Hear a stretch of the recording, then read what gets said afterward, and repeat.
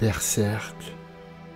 Je me devais de faire un hommage en vidéo à ce manga qui ne m'a pas laissé indifférent, qui m'a fait ressentir à travers des planches, des sensations, des frissons qu'aucun autre manga n'a réussi à me procurer de cette façon. L'auteur était Monsieur Kentaro Miura, un homme brillant qui malheureusement nous a quittés à la suite de son décès le 6 mai 2021. Il avait 54 ans. Sa mort a été causée par une dissection aortique aiguë. Une maladie rare, souvent causée par une hypertension sévère qui nécessite parfois plusieurs opérations au niveau du cœur.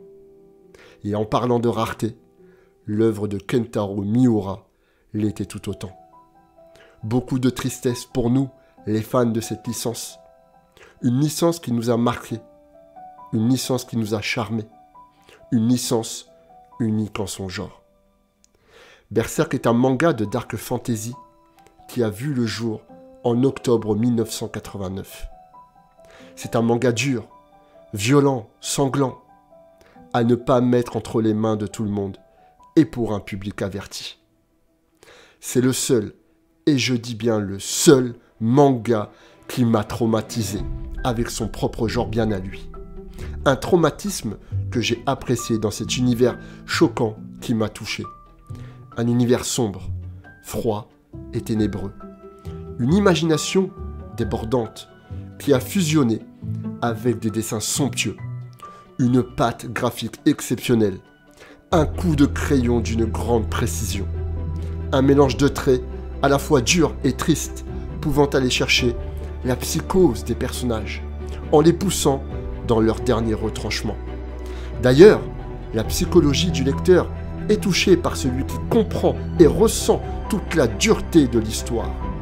Des personnages charismatiques, un héros nommé Guts, qui en a clairement bavé dans sa vie depuis tout petit. Et je pèse mes mots. Passé par la douleur, le viol, la violence, la pire vie qu'un héros a pu subir. Et il en va de même pour l'antagoniste, Griffith. C'est le personnage le plus cruel que j'ai pu voir dans tous les mangas confondus que j'ai lus. Aucune pitié. Il balaye ses sentiments pour sa propre idéologie, quitte à en faire subir les pires conséquences, les plus atroces et inimaginables aux autres, y compris ses proches. Un personnage qui, avouons-le, nous a tous bernés par sa tête d'ange qui finalement cachait la pire pourriture qu'on ait jamais vue. À l'époque, en découvrant Berserk, je ne m'attendais à rien. Et c'est sûrement la meilleure surprise que j'ai pu avoir en le découvrant. Après avoir lu et vu de nombreux mangas ou animés, soyons honnêtes, Berserk est de loin le plus choquant, de par sa scène de l'éclipse par exemple. Une scène qui nous plonge nous-mêmes dans cette œuvre. Nous passons par plusieurs émotions et dégoûts à la fois. Nous ressentons la trahison. Chaque planche de dessin était horrible à supporter en se mettant dans la peau de Guts ou Casca, sa compagne. On ressentait ce sentiment d'impuissance. Un sentiment également bien retranscrit dans la série animée en 25 épisodes sortie en 1997.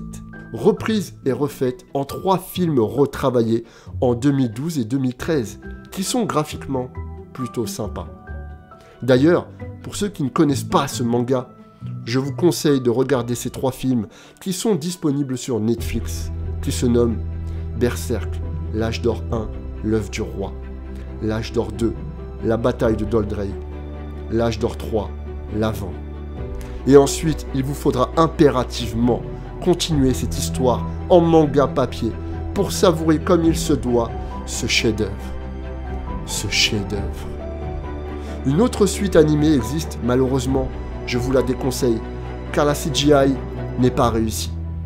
D'ailleurs, je trouvais que c'était un manque de respect pour l'œuvre de Kentaro Miura, qui lui se déchirait pour nous sortir des tomes travaillés, avec acharnement, sur chaque planche.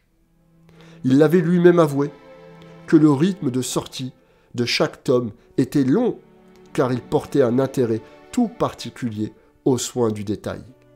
Tandis que l'animé avait choisi la facilité avec la 3D. Une histoire de budget, malheureusement. À ce jour, Berserk comptabilise 40 tomes pour 50 millions d'exemplaires vendus dans le monde, mais qui finalement ne connaîtra pas de fin. L'affrontement ultime que nous attendions tous avec impatience n'aura jamais lieu. Au Japon, rares sont les œuvres qui sont reprises après la mort de l'auteur pour les finir. Et c'est sûrement mieux ainsi. Finalement, il aura réussi, sans le vouloir, à nous donner un dernier choc émotionnel avec frustration jusqu'à son dernier souffle. En revanche, ce manga vivra toujours en nous.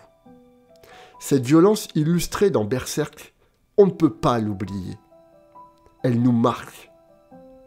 Tout comme les démons, les massacres, les affrontements, les plus impressionnants les uns que les autres. Avec ce héros qui n'avait pas le droit au repos, qui devait combattre sans cesse, qui avait le devoir de se venger, dans ce monde sombre et cruel. On peut se demander comment Kentaro Miura a pu avoir autant d'inspiration. Ce que nous savons, c'est qu'il aimait les films d'horreur, comme Evil Dead, par exemple, des films remplis de sang, des films terrifiants, mais ce n'est pas tout. Il avait avoué avoir pris comme source d'inspiration Conan le Barbare, Excalibur. Voilà donc pourquoi Guts avait une épée si gigantesque. Mais aussi, il s'est beaucoup inspiré d'un manga qu'il affectionnait particulièrement, Hokuto no Ken, dit Ken le survivant en France. D'ailleurs, si l'on regarde bien, on peut trouver une ressemblance entre Kenshiro et Guts via leur caractère design, de par leur coupe de cheveux, avec leurs petites mèches, ou bien leur musculature imposante. Ajoutez à cela un monde chaotique et malfaisant. Sachez que l'auteur de Berserk a pris de nombreux risques, mais qui finalement ont payé. Plusieurs paris risqués. De vouloir viser uniquement un public adulte, ne pas hésiter à faire mourir des personnages, faire des retournements de situation, inclure la trahison, nous faisant naître de l'affection pour un personnage pour ensuite nous le faire détester. Tout ceci a été géré par une main de maître et qui mérite le succès que connaît cette œuvre. Aujourd'hui, comme je le disais, il n'y a pas de fin. Guts n'aura finalement pas le droit au repos. Il est condamné à lutter contre ses démons pour toujours. Une vie horrible telle qu'il l'a toujours connue. Pour ce héros qui nous aura impressionnés par son courage et sa détermination. Nous pouvons le dire, c'est un véritable bonhomme qui nous a fait vibrer pendant des années. Espérons le revoir un jour. Pourquoi pas dans un jeu vidéo, bien réalisé, digne de ce nom, ou dans un nouvel animé bien travaillé, en hommage à Kentaro Miura. Nous pouvons le remercier.